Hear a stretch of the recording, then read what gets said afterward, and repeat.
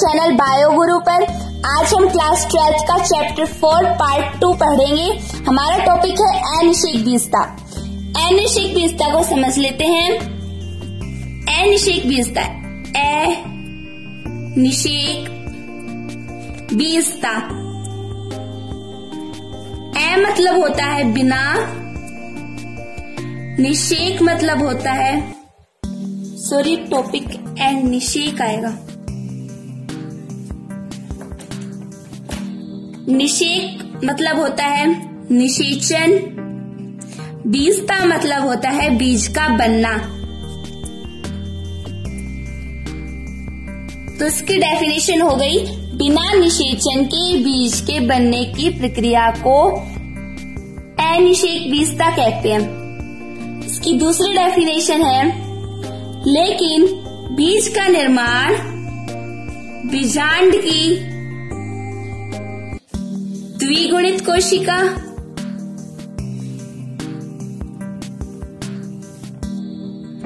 या अध्यावरण की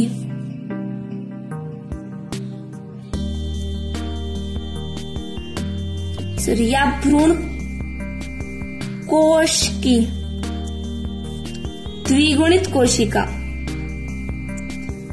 बिना निषेचन के बीज का निर्माण करे तो उसे भी अनिषेकबीजता कहते हैं। एक बार फिर से देखिए, अनिषेकबीजता, बिना निषेचन के बीज के बनने की प्रक्रिया को अनिषेकबीजता कहते हैं। अर्थात दूसरी परिभाषा इसकी, बीज का निर्माण बीजांड की किसी द्विगुणित कोशिका या भ्रूणकोश की द्विगुणित कोशिका से बिना निषेचन के होता है। ये जो होगा बिना निषेचन के होगा उसे अनिषेकबीजता कहते हैं।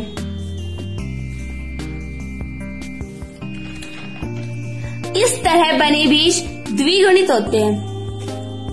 इससे जो बीज बनेगा वो द्विगुणित होगा, जो मातृपादप के समान होता है, मातृपादप की क्लोन होता है।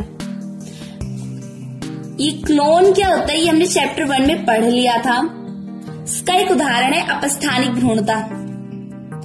अपस्थानिक भ्रूणता हमने चैप्टर 4 के लेक्चर 1 में पढ़ी थी।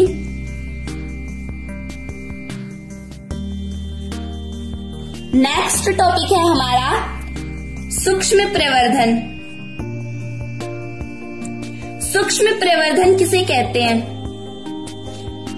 तो देखिए इसे उत्तक संवर्धन तकनीक यानी टिश्यू कल्चरल उत्तक संवर्धन तकनीक द्वारा व्यापारिक स्तर पर पौधे के संवर्धन को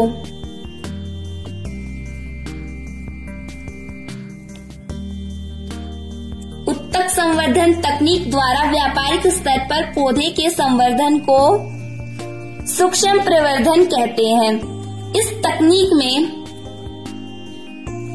पादप के प्रोटोप्लास्ट यानी जीव द्रव्यक कोशिकाओं, अंगों,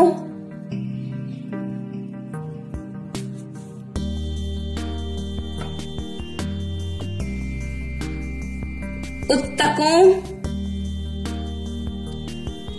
का उत्तक संवर्धन माध्यम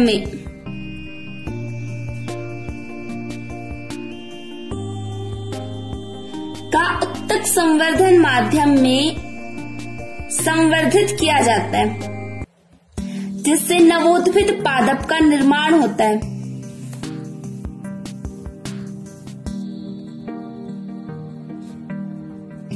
एक बार फिर से देखिए, इस तकनीक में पादप के प्रोटोप्लास्ट यानी जीव द्रव्य कोशिकाओं, अंगों, उत्तकों का उत्तक संवर्धन माध्यम पर संवर्धित किया जाता है, जिससे नवोत्थित पादप का निर्माण होता है। इस विधि द्वारा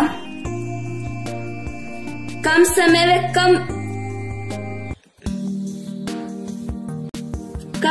में कम स्थान पर असंख्य पादपों का उत्पादन किया जाता है। असंख्य पादप उत्पादित किए जाते हैं और साथ ही इस विधि द्वारा रोग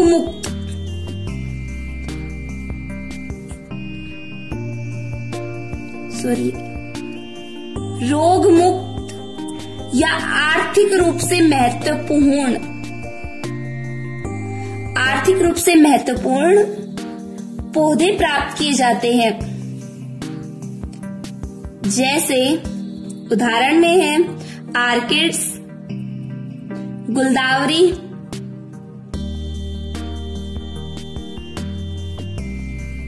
इनका वृहद स्तर पर उत्पादन किया जाता है।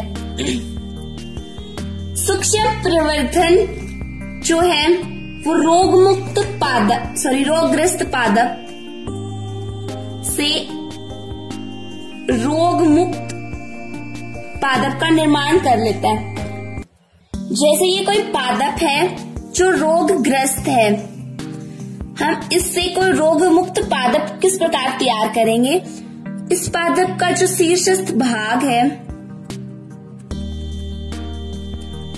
इसे कृतोत्की भाग भी कहते हैं, जो इसका उपयोग लेकर हम रोग मुक्त पादप का निर्माण कर सकते हैं। क्योंकि कृतोत्की भाग है ये हमेशा रोग मुक्त होता है। तो कई बार ये क्वेश्चन पूछ लिया जाता है कि किस विधि द्वारा रोगग्रस्त पादप से रोग मुक्त पादप तैयार किया जा सकता है? तो उसका आंसर होगा सूक्ष्म प्रवर्धन द्वारा। और ये किस प्रकार हम प्राप्त कर सकते हैं? किसी रोगग्रस्त पादप के शीर्षस्थ भाग यानी कृतोत्की भाग का उपयोग करके हम रोग मुक्त पादप प्राप्त कर सकते हैं, क्योंकि ये कृतोत्की भाग या शीर्षस्थ भाग है ये हमेशा रोग मुक्त होता है। नेक्स्ट टॉपिक है हमारा बहुभ्रूणता। बहुभ्रूणता किसे कहते हैं? एक बीज में एक भ्रूण का निर्माण होता है। सामान्यतः एक बीज में एक भ्रूण का निर्माण होता है, लेकिन कभी कभी एक बीज में एक से अधिक भ्रूण का निर्माण होता है, जिसे बहुभ्रूणता कहते हैं। एक से अधिक भ्रूण का निर्माण होता है जिसे बहुभ्रूणता कहते हैं। बहुभ्रूणता की खोज 1791 में एंटोनी वॉन लीeuwenhoek ने की थी।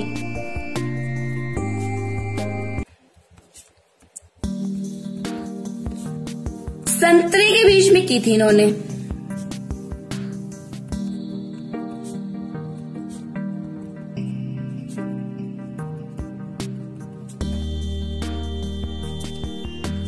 इन्होंने 1791 में एंटोनी वॉन लीeuwenhoek ने संतरे के बीज में बहुभ्रूणता की खोज की। जो बहुभ्रूणता है वो अनावृत बीजियों का सामान्य लक्षण है।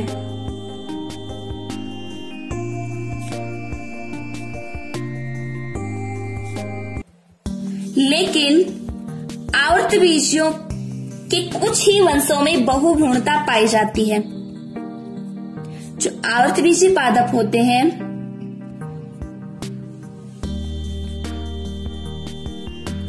उनमें कुछ वंशों में ही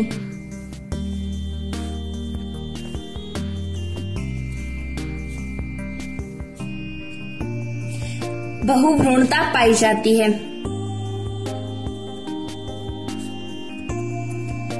बहुभ्रूणता के कुछ उदाहरण हैं, जैसे नींबू, जामुन, प्याज, संतरा, प्रोटेलेरिया आदि। आवर्त बीजियों में बहुभ्रूणता के कारण हम पढ़ेंगे अब।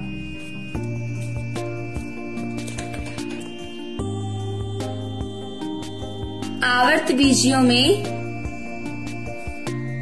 बहुभ्रूणता के कारण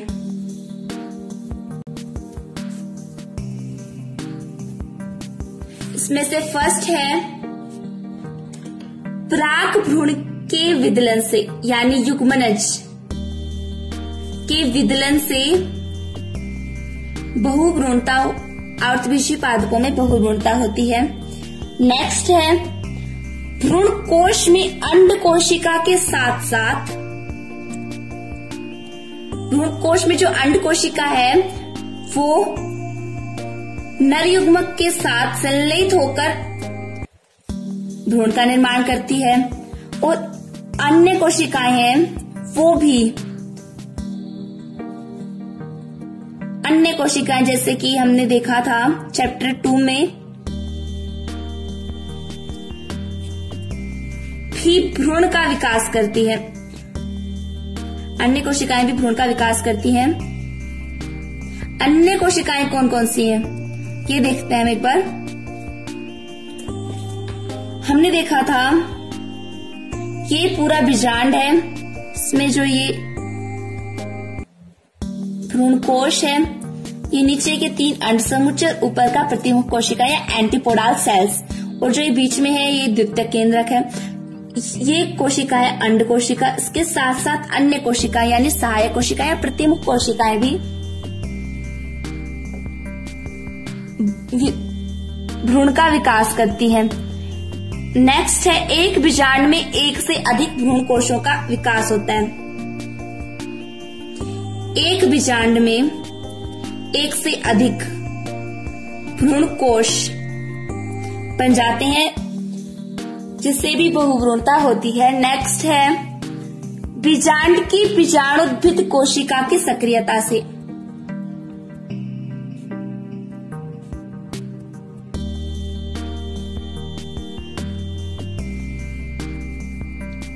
जो बीजाणुद्भिद कोशिका है वो द्विगुणित होती है, इसकी सक्रियता से भी बहुभ्रूणता होती है।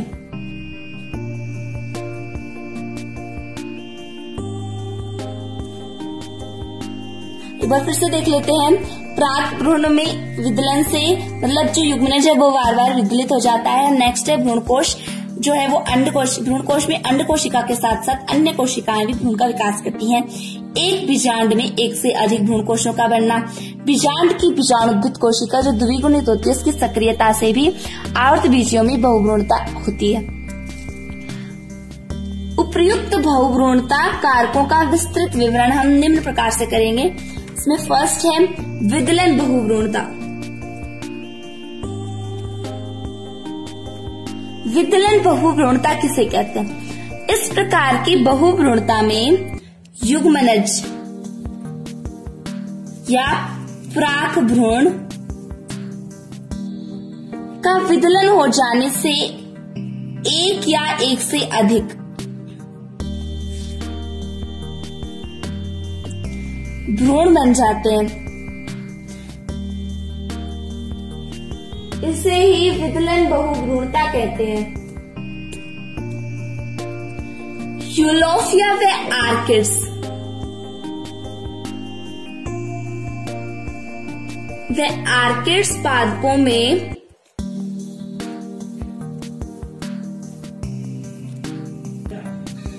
बहुभ्रूणता यानी विदलन बहुभ्रूणता 3 प्रकार की होती है, 3 प्रकार से होती है। वो 3 प्रकार से होती है। फर्स्ट है युग्मनज कोशिका में विभाजन से, ये कोई युग्मनज कोशिका, इसमें विभाजन से एक पिंड बनता है जिसमें निभाग की और जो कोशिकाएं होती हैं वो अनेक विदलन करते हैं जिससे कई भ्रूणों का विकास हो जाता है। ये ऊपर का भाग निभाग होता है और नीचे इसके आधार बीजांड द्वार का जो आधारी भाग होता है वो निभाग होता है। बीजांड द्वार का आधारी भाग निभाग हमने चैप्टर 2 में पढ़ लिया था। दूसरी विधि है प्राक भ्रूण में अतिवृद्धियां निकल आती हैं। इन अतिवृद्धियों से भ्रूण का निर्माण हो जाता है। नेक्स्ट है तंतु में भ्रूण निर्माण के समय, जो तंतु में भ्रूण है वो निर्माण के समय प्राक भ्रूण शाखित हो जाता है।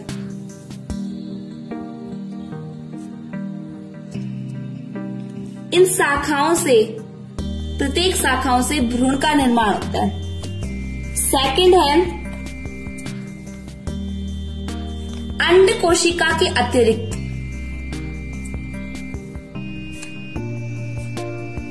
भ्रूणपोष की अन्य कोशिकाओं द्वारा भ्रूण का निर्माण।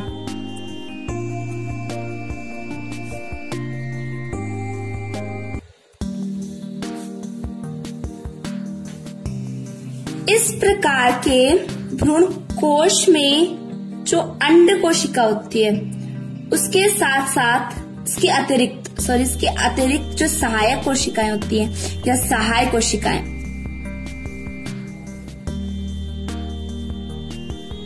ये बिना निषेचन के द्विगुणित या अगुणित भ्रूण का निर्माण करती है। नेक्स्ट है बीजांड में एक से अधिक भ्रूण कोशों का निर्माण। बीजांड में एक से अधिक भ्रूण कोशों का निर्माण।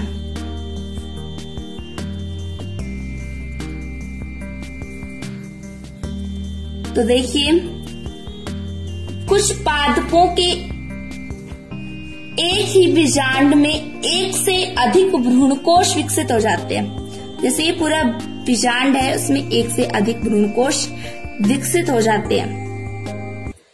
ये सभी भ्रूणकोश हैं।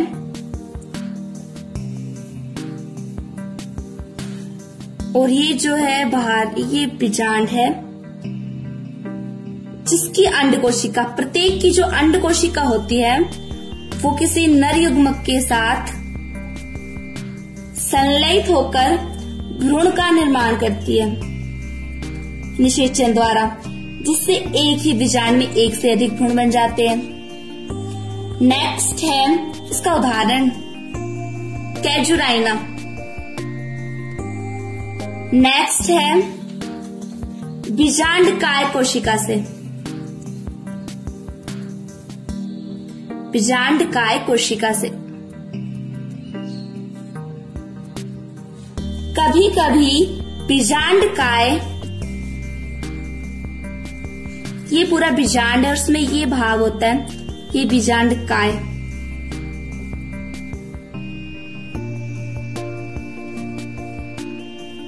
और ये अध्यावरण है।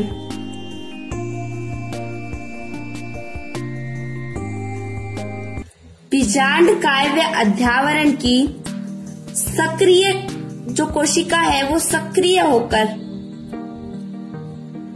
कोशिका सक्रिय हो जाती है जो भ्रूण बनाती है।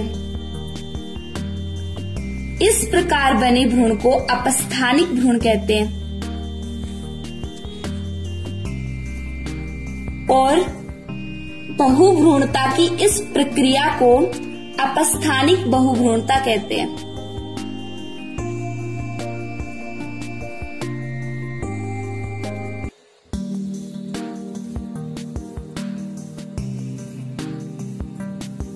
एक बार फिर से देखिए, जो बहुभ्रूणता कारकों का विस्तृत विवरण है वो यहां से स्टार्ट होता है। फर्स्ट है विदलन बहुभ्रूणता। जो युग्मनज या प्राक भ्रूण है वो विदलित होकर एक या एक से अधिक भ्रूण कोशों का निर्माण कर लेता है, इसे ही विदलन बहुभ्रूणता कहती हैं। यूलोफिया व आर्किड्स पादपों में विदलन बहुभ्रूणता 3 प्रकार से होती है। जो युग्मनज है या प्राक भ्रूण है वो विभाजन द्वारा एक पिंड बनाता है। जो निभाग की ओर स्थित कोशिकाएं हैं वो विदलित हो जाती हैं और जिससे अनेक भ्रूण बन जाते हैं। ये अनेक भ्रूण बन गए। नेक्स्ट है जो प्राक भ्रूण है उससे अतिवृद्धियां निकल जाती है और प्रत्येक अतिवृद्धि से एक भ्रूणकोश का निर्माण हो जाता है। थर्ड है जो तंतु में भ्रूण निर्माण के समय प्राक भ्रूण शाखित हो जाता है, प्रत्येक शाखा से एक भ्रूण का निर्माण होता है।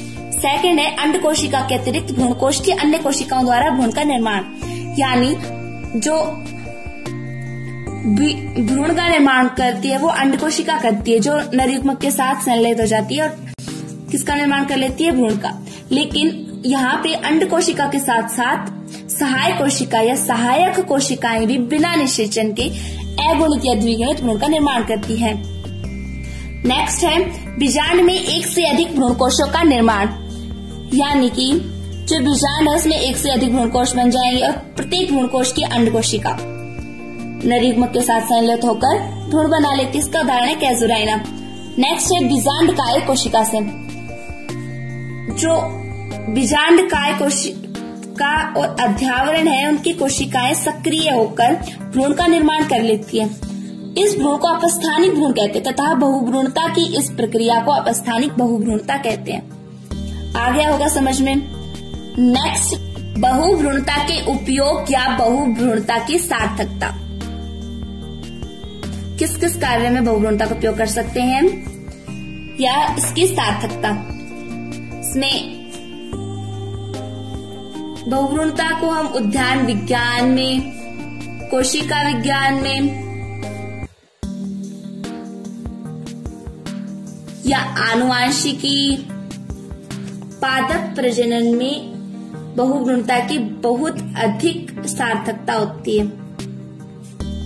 जैसे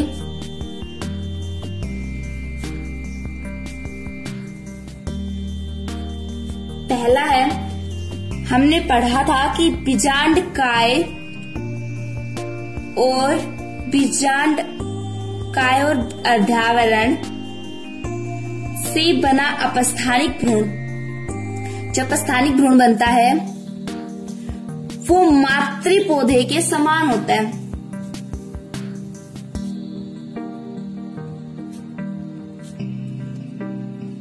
नेक्स्ट है सेकंड, बीजांड काय से जो भ्रूण बनता है उससे जो पादप प्राप्त होते हैं उसमें संकर कोश भरपूर मात्रा में होता है। नेक्स्ट है, बीजांड काय से विकसित भ्रूण पोष रोगग्रसित होते हैं। जो बीजांड काय है से जो भ्रूण पोष विकसित होगा वो रोगग्रस्त होते हैं। अतः नींबू के विषाणु रहित क्लोन बीजांड काय संवर्धन से प्राप्त होते हैं।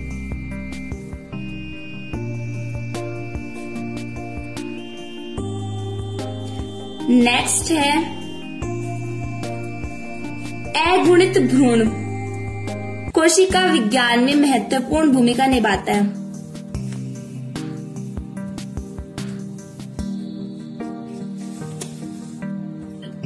पांचवा है अगुणित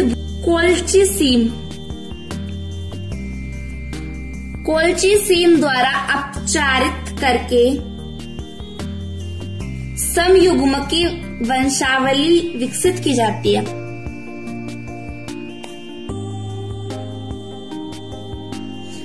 जिसकी पादप प्रजनन में महत्वपूर्ण भूमिका है। एक बार फिर से देखते हैं बहुभ्रूणता की सार्थकता को। इस उद्यान विज्ञान, कोशिका विज्ञान, आनुवांशिकी, पादप प्रजनन आदि में बहुभ्रूणता की बहुत सार्थकता होती है।